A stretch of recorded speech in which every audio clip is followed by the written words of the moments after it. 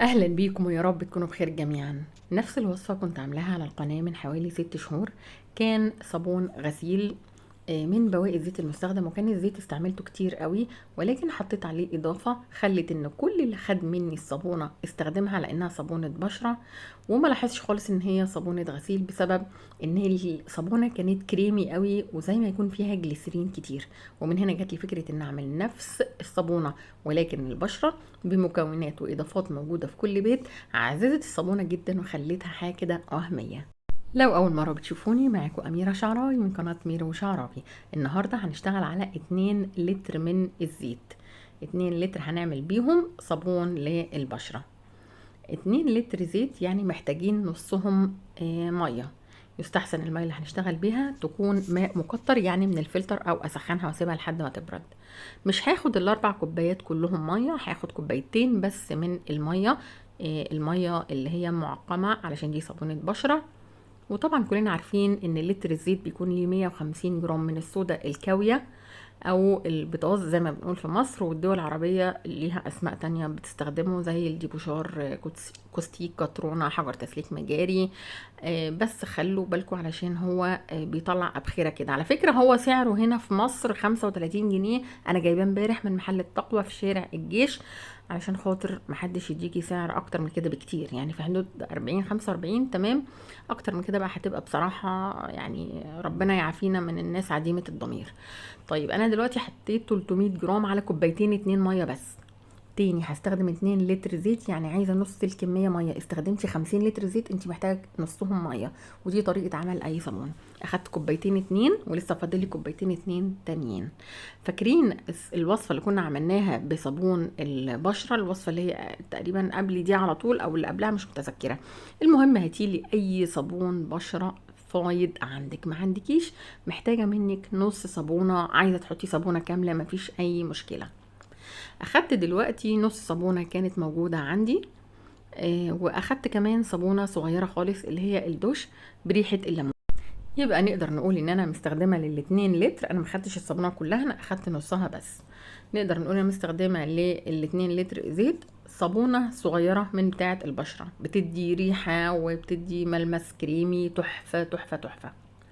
كوبايتين التانيين بقى اللي كانوا فاضلين علشان اظبط المعيار بتاعي، حطيتهم على الصابونة. استخدمت مية سخنة جدا عشان ابوش صابون البشرة.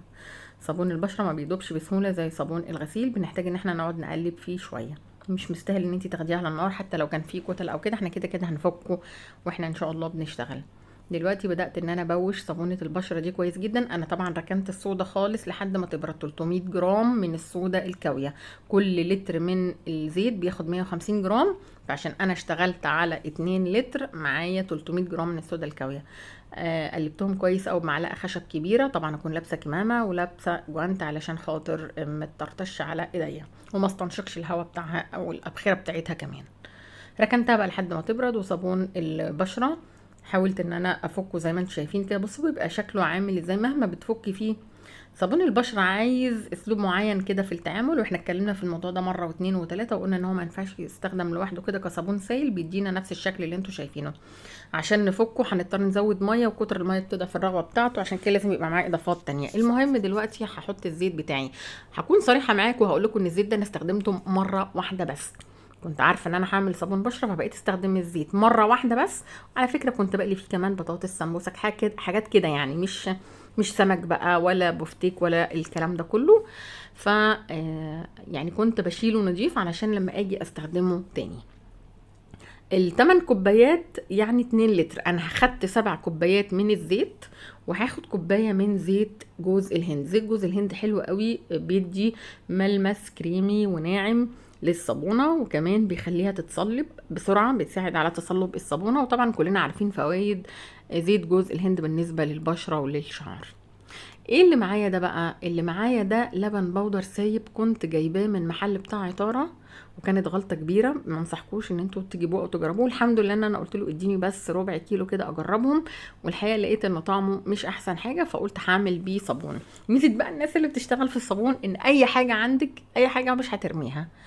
خلاص، فانا دلوقتي اخدت يعني بصوا هما كانوا تقريبا كوبايه من اللبن البودر. شوفوا بقى الصابونه اللي فيها زيت جوز هند وفيها لبن بودره، يعني الحاجات دي لما بنعمل بيها ماسكات بتدينا نتيجه حلوه قوي. انا دلوقتي فكيت شويه بس الصابونه بتاعه البشره انها كانت تكتلت قوي معايا، ونزلت بيها على الزيت وحطيت كوبايه صغيره من اللبن البودره. طيب ما عندناش لبن بودره، مفيش اي مشكلة، دي اضافة علشان تعزز الصابونة، ولكن خلينا في المكونات الاساسية. حتى ال8 كوبايات الزيت اللي انا حطيتهم، انا حطيت 7 زيت عادي وكوباية زيت عفوا جوز هند. انتي بقى تقدري تحطي الكوباية دي زيت خروع، او تقدري تحطيها سمنة بلدي. صدقيني والله زي ما بقولك كده، انا مش بغشك ومش بضحك عليكي، بتديكي برضو ملمس حلو قوي للصابونة. دهن حيواني تقدري ان انت تحطيها زيت خروع، تقدري ان انت تحطيها زيت زيتون زي ما قلنا. بصي اهم حاجة ان انت كل ما بتكتري الزيوت في الصابونة بتاعتك وبتنوعي زيت لوز مثلا، كل ده بيديكي صابونة حلوة قوي. اللي انا عملته ايه دلوقتي، ان انا نزلت بالزيت ونزلت بكوباية من لبن البودرة. حطيت لبن بودرة بس لاني ما كنتش بستخدمه، لكن لو انا كنت يعني بستخدمه في البيت او عجبني طبعا ما كنتش هحطه على الصابون. وحطيت كمان الصودا الكاوية بتاعتي لما لقيتها بردت تماما، وحطيت الصابونة اللي انا كنت مبوشاها في المية او كوبايتين المية المغليين. كل ده بقى على بعضه كده، وبدأت ان انا اقلب كويس زي ما انتوا شايفين كده بمضرب الكهرباء، لان المضرب اليدوي ما كانش هيفك لي التكتلات الصغيرة دي، وانا كنت عايزة الصابونة تبقى ناعمة خالص زي ما شفتوها في بداية الفيديو كده. هفضل بقى اقلب. طب يا اميره ما عنديش المضرب ده، استخدمي هاند بلندر. طب ما عنديش، خدي شويه شويه كده في الخلاط واضربيهم كويس قوي.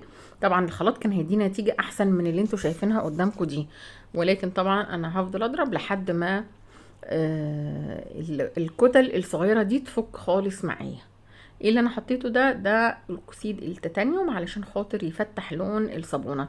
عادي جدا جدا ان انا اخليها بنفس لونها اللي هو الاصفر ده، ولكن انا كنت حابه ان هي تكون لونها ابيض.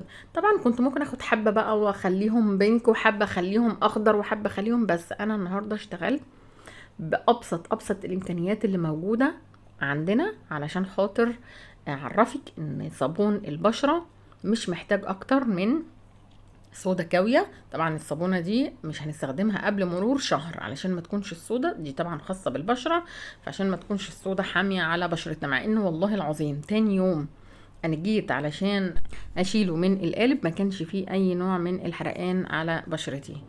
اي نوع برفيوم عندك، اي نوع مسك، اي نوع عطر عايزه تحطي منه على الصابون هتزودي من الجوده او الريحه بتاعته.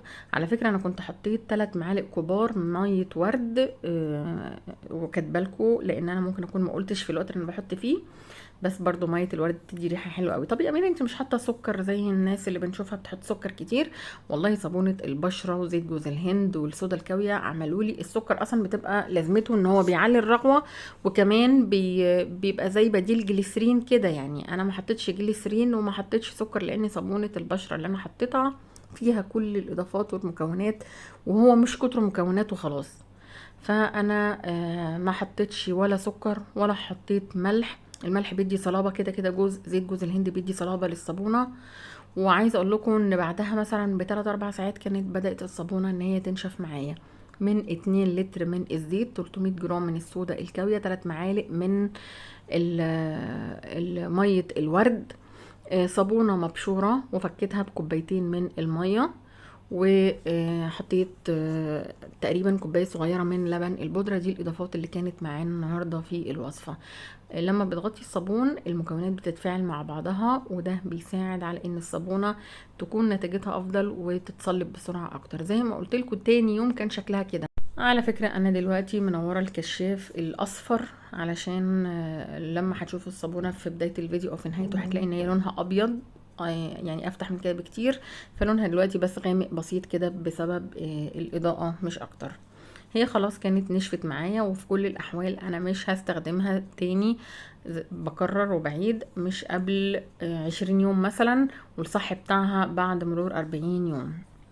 بتطلع معايا من القوالب بسهوله. ما عندكيش حطي في قوالب سيليكون، ما عندكيش حطي في علب العصير او علب اللبن، بس تكوني غسلاها، ويا ريت تكوني رشه فيها كحول علشان خاطر ده صابون بشره لازم تكوني معقمه. عايزه منك بس ان انتي تغطيها بحاجه علشان ما تتوسخش، او علشان ما يبقاش فيها تراب لما نيجي نستخدمها على بشرتنا.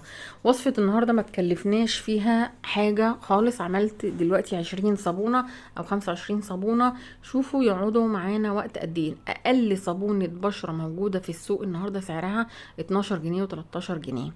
الصابونه دي ريحتها حلوه قوي قوي بسبب صابون البشره وميه الورد اللي احنا حطيناهم. حابه تحطي معلقه من العسل الابيض تمام، حابه تستخدمي لبن حليب بدل اللبن البودره اللي احنا حطيناه، هتحطي كوبايه برضو ولكن هتخصميها من السوائل. يعني يا اما هتحطي كوبايه واحده بس من الميه، والكوبايه التانية تحطيها لبن، لبن حليب يعني. حلو قوي برضو للبشره. بس عامه مش عارفه ليه انا كاميره مش عارفه ليه بستحرم قوي ان انا استخدم اللبن في الوصفات الخاصه بالتجميل. بصوا بقى، هو يعني حاجه كده ايه يعني بيني وبين نفسي، انا ما اعرفش ممكن يكون كلامي غلط، بس هي قناعات بقى. انا مش عارفه، انا مقتنعه بكده. الصابون ده انا معلش اعذروني ما قدرتش ان انا يعني قلقت شويه ان انا يعني اجربه على بشرتي. خفت برضو لان انا لسه يا دوب عاملاه ما كملتش مثلا 10 ساعات.